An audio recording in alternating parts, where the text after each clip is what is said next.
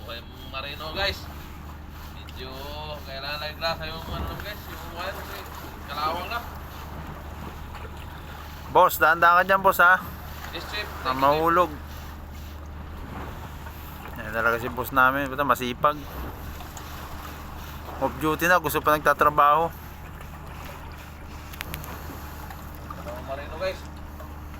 Diesel na guys, taga 4,500 araw guys. Bahala na. Kaysa mag tambay-tambay na sa Pilipinas. Ay, ikaw na naka 4-5 boss. Okay na 4,500 chip.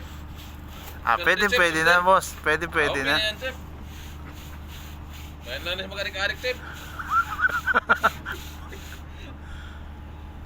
Ano chip, ano yun? Lahatin to, lahatin? Lahatin niya yun boss para maganda-ganda.